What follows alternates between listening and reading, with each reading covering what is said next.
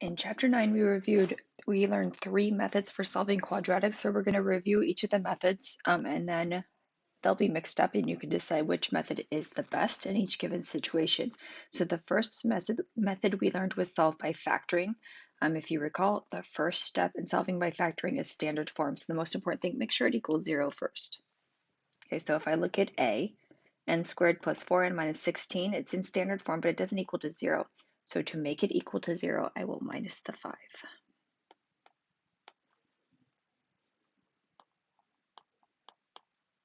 If I do minus 16 minus 5, I get minus 21 equals 0.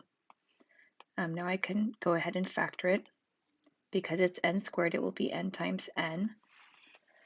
And then in your head or on the side, think about what do I times to get negative 21? And it will be a positive and a negative.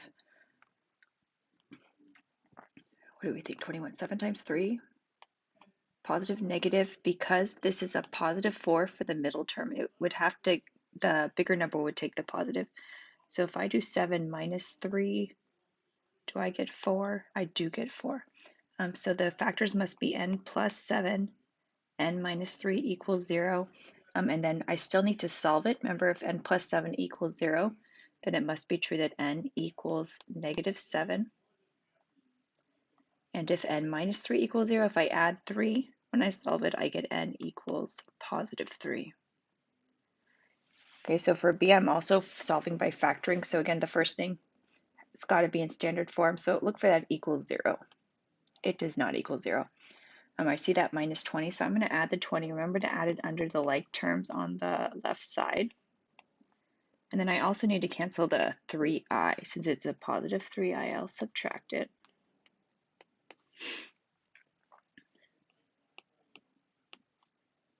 Negative 8i minus 3i is a negative 11i. 8 plus 20 is 28. Now it equals to 0, so I can go ahead and factor it. I squared is I times I. Okay, and again, just look at the last term because that's what we focus on. Think of what you times to get 28. You can do it in your head. 2 times 14. 2 plus 14 is not 11. How about 4 times 7? 4 times 7 is 28. If I do 4 plus 7, I do get 11 because it's a minus 11. It's going to be a minus 4 and a minus 7. So that's factored form, and now I'm going to solve it. Since it's I minus 4 equals 0, I get I equals positive 4 as one of my solutions. And if I add 7, I get I equals positive 7 as my second solution. Okay, now the next method we learned was to solve using square root. So if I look at A, it says f minus 7 quantity squared equals 25. I want to cancel the 7, but I have to cancel the squared first because the f minus 7 is in parentheses. So to cancel the squared, I use square root. That'll cancel off the squared, so I'm left with f minus 7. The square root of 25 is 5, but remember, because it was squared, it could be a positive or a negative 5. And again, if you're comfortable solving it in a single equation, you can. I'm going to break it into f minus 7 equals positive 5, f minus 7 equals negative 5, and solve it that way. So for this one, f is 12 is one of my answers. F is positive 2 is my second answer, and most of the time we expect 2 answers unless there's some weird square root of 0 thing happen. Okay, for part B, e plus 1 quantity squared equals 14. This could be an irrational solution. Okay, the square root of 14, I don't know what the square root of 14 is. It's irrational. I could do 2 times 7 to go 14, but square root of 2 and square root of 7 are also both irrational. So I'm going to leave it a square root of 14, but because it was a quadratic, it should be plus or minus the square root of 14. So positive and negative square root 14. You can break this into 2 equations, or you can keep it as 1. I think most of you keep it as 1, so I'll solve it this way. If it's e plus 1, I subtract 1. This cancels the 1, and then I get e equals, and we normally put the rational part first, so the negative 1, and then the positive and the negative square root 14 is over here. And if you split it into 2 answers, you would have e equals -1 plus the square root of 14, and then for your second answer, you would have -1 minus the square root of 14. Okay, the last method we learned was the quadratic formula. Quadratic formula still has to be in standard form, so it does equal to 0, which both of these do. I'm going to identify my a, b, and c.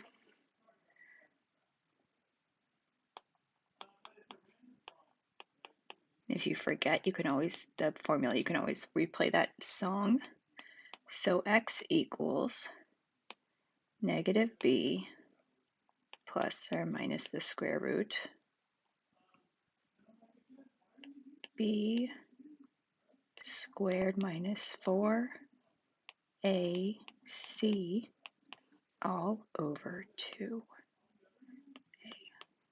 Okay, let me simplify this. 3 squared is 9. Minus 4 times 1 minus 4. Minus 4 times minus 5 is going to cancel to a positive. 4 times 5 is 20.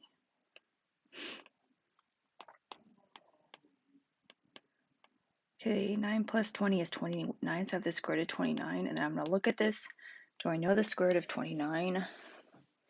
No, it's irrational. Can I simplify it? No, it's actually prime. Okay, so my answers, it should be n though. N equals, because the variable I'm solving for is n. So n equals, hold on, the -3 plus or minus the square root of 29 over 2. And that represents both answers, because remember there's one with a plus and one with a minus. Okay, let's go ahead to b. B is also in standard form already, so I can identify my a, b, and c.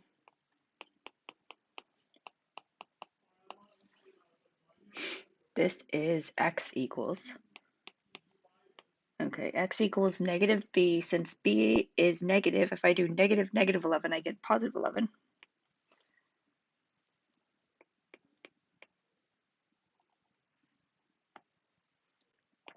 B, put it in parentheses before you square it, minus 4 times a times c all over 2a. Let's go ahead and simplify this just like we did the last one. -11 squared turns to a positive. So positive 121 minus 4 times 2 is 8. 8 times 5 is 40. 2 times 2 is 4. Okay, let me just add up the radicand or subtract the radicand. 121 minus 40 is 81. And then before I continue, let me just stare at it real quick. Do I know the square root of 81? I do know the square root of 81, which square root of 81 is rational, which means I'm going to get some rational answers here. Okay, the square root of 81 is just 9. Okay, so now I need to consider my two scenarios here. Okay, the first one is I might have 11 plus 9 divided by 4, which would be 20 divided by 4, which is 5. So one of my answers is 5. Okay, now since it's 11 plus or minus 9, I already did plus 9. Now if I do 11 minus 9 over 4, I get 2/4. If I simplify 2/4 by dividing the numerator and denominator by 2, I end up with 1/2. So my answers were 5 and 1/2, and the answers are rational because the square root of 81 was rational. Okay, now the reason we learned 3 methods is because sometimes only certain methods work, and sometimes you have options and certain methods are easier than other methods. So for these last 6 problems, you're going to pick which method you would like to use. There's sometimes more than one method that will work, and I'm going to have you indicate which method: factoring, square root, or quadratic formula. Okay, let's look at the first one. M squared plus 7m plus 10 equals 0. It equals to 0. I personally think factoring is less work, so I normally try to factor it first. Sometimes you can think about it in your head. Let me try it before I commit. Okay, let me look at the 10. What do I times to get 10? I could do 5 times 2. Is 5 plus 2 7? It is. Okay, because I could think of the combination, I am going to factor this one. So for my method, I'm going to say I'm going to do factoring. And sometimes I change my mind after I start. Okay, but because I could factor it in my head, I'm going to do this method, which means I got m equals -5 and m equals -2. You could also have used the quadratic formula. The quadratic formula always works. Factoring and square root only sometimes work. Okay, let me go ahead and look at number 2. It's n squared plus 7m plus 4 equals 0. It does already equal to 0. So let me try to factor it.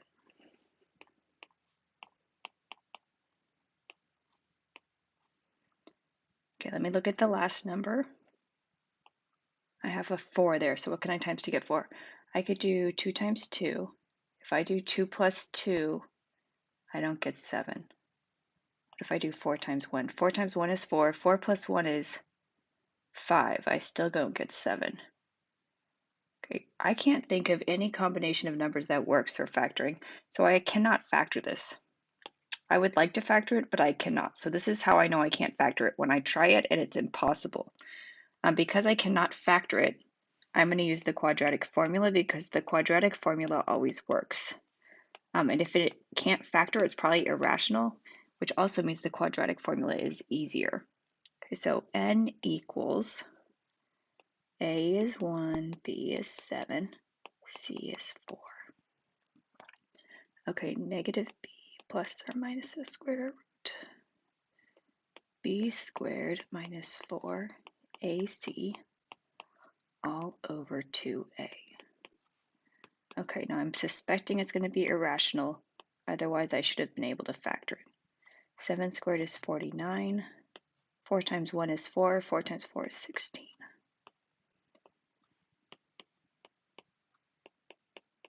49 minus 16 is 33. Okay, now do I know the square root of 33? I don't. It's irrational, which is the whole point, the reason I couldn't factor it in the first place. So for my n, I got n equals -7 plus or minus the square root of 33 over 2. And in this case, I had to use the quadratic formula because factoring would not work. And square root doesn't work when there's a b value. Okay, let's go ahead and try the next two. Okay, I have e squared equals 49. Well, I see e squared, and I see that squared is just asking to be canceled. So I'm going to square root it. If I square root this, the squared cancels, so e equals, and then when I square root 49, I get 7. But because it was e squared, remember, when I do a -7 squared, I also get positive 49. So in my opinion, square root was the easiest method to use here. Although because I got rational answers, I could have also done factoring, and quadratic formula always works, so I could have done that as well. Okay, now let me look at 4.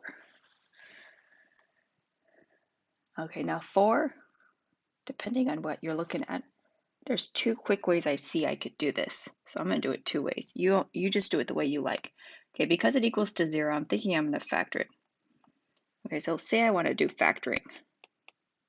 Some of you are like, why are you factoring? I can see another way to do it, and you're going to do it a different way. It's x times x. Since this is a -4, I'm going to think of what I times to get 4, -4, so it's going to be a positive and a negative. If I do 4 times -1, 4 minus 1 is 3. 2 times -2, 2 minus 2 is 0. And remember, that's because this is the difference of squares.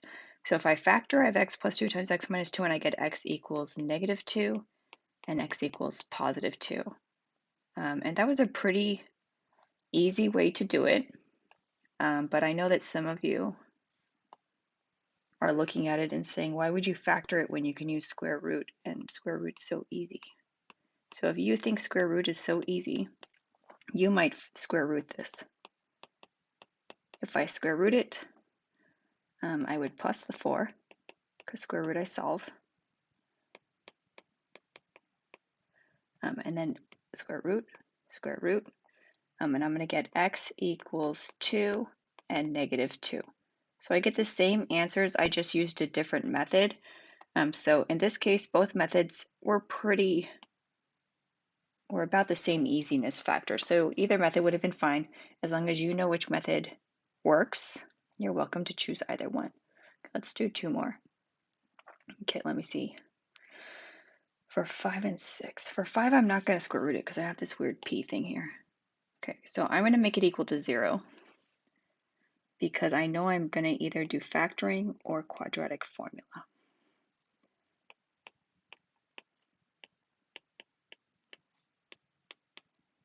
Okay, now from here, I can factor a quadratic formula. Personally, I would stare at it first and see, can I factor this? Okay, I'm going to write it, but you don't have to write it if you don't want to erase. In your head, think about it. Okay, it's got to be p times p if I'm factoring. Since this is -1, I want to think of what I times to get -1, which is only +1 and -1. But if I do 1 minus 1, I get 0. I don't get -5. So that's not going to work. So I actually cannot factor this because the only thing I can times is 1 times -1, and that does not add up properly. So I have to use the quadratic formula because factoring does not work and is not an option for me. Okay, so I'm solving for p, so it's going to be p equals negative b. Since b is -5, if I do -5, I get +5 plus or minus the square root b squared minus 4 times a times c all over 2a. Okay, and if it really does not factor, then normally you don't have to simplify much either. -5 squared is +25. -4 times 1 is -4 times -1 cancels to a +4.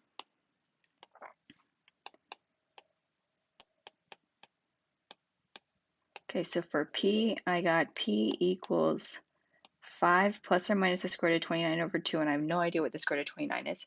So I'm going to leave my answer as an irrational answer, and then I did end up using the quadratic formula as my method, and that was because factoring didn't work. Okay, for the last one, can't do square root because I have e squared and a 2e. So let me put it in standard form and then see if I'm going to factor it or quadratic formula it. So I'm going to minus the 15 over. E squared minus 2e. The minus 15 doesn't have anyone to subtract from, so he just gets put at the end.